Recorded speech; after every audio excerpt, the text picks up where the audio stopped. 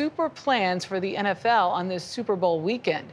While the showcase event kicks off tomorrow in New Orleans, the league is also working on building its fan base overseas. A record 62.5 million people outside of the U.S. watched last year's Super Bowl. And the league is planning to play 8 games abroad next season. Last year, for the first time ever, the NFL played a regular season game in Brazil. But even before the Eagles and Packers took the field there back in September, Manuel Bajorquez found one Brazilian town that's already passionate about football. Under the bright lights, with every drill, pass, and tackle, you might think this was any town USA. But listen closer.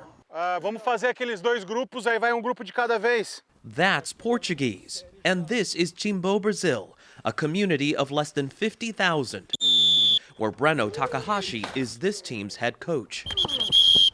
Here we are in this corner of southern Brazil where you said Timbó doesn't even have a soccer team. Yes. But you have a team that plays American football. Yes. How does that happen? My brother, he's a little outside of the box. So he had this idea before, say, I'm gonna make a football team in Brazil.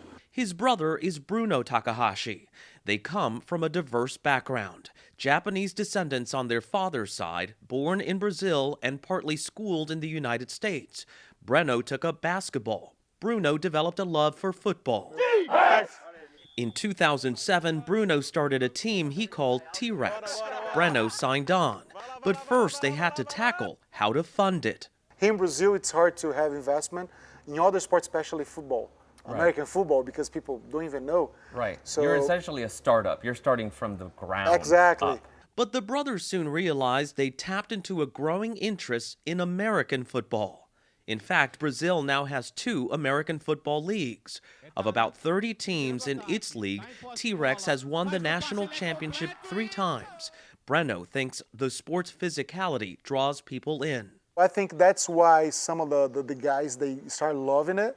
But then when they understand how intellectual it is, Right. to understand the game, so that's when things start getting very passionate. Go! Passionate like Romário Reis, T-Rex's quarterback. Eu conheci o futebol com 14 anos de idade. I discovered football when I was 14 years old, he says, and that was the first moment in my life that I felt alive. Alive. Because with that sport, on that field, he says, I could feel that I was someone. That's because it was a much-needed escape from the violence and poverty of his Amazonian hometown, Manaus. Tráfico de drogas, assassinato, né?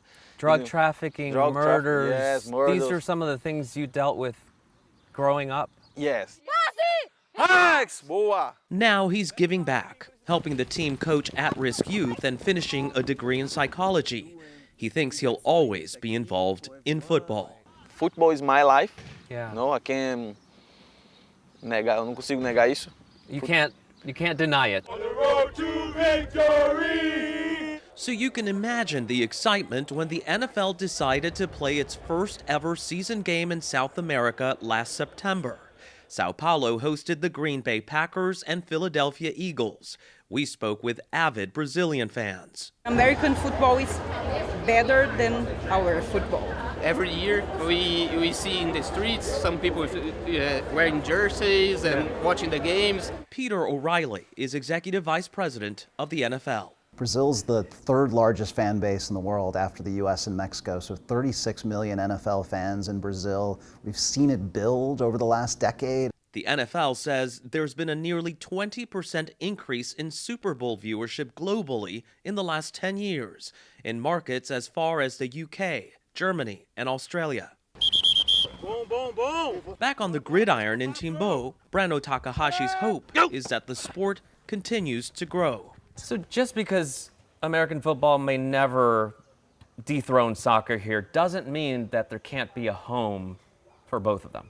Of course, I'm not quite sure that we're gonna catch up with the American football in the US, but we can develop something that's entertaining. Something uniquely American, gaining ground in this corner of southern Brazil and beyond. For CBS Saturday Morning, Manuel Bajorquez, Timbó, Brazil. One other thing that seems very American, that quarterback story, it was in a different language, but similar to some that you hear for players in the U.S. Yeah, and I like seeing the flag football range that girls were intermixed in there. I loved football when I was a kid, and there was no outlet for me. And so it's good to see. Maybe we'll flag football, I should Maybe we say. should start our own flag football team. You know, maybe we should. All right, you gonna be quarterback? I could be. All right. Or running back. Ooh. Wide receiver. Tight end? I could do it all.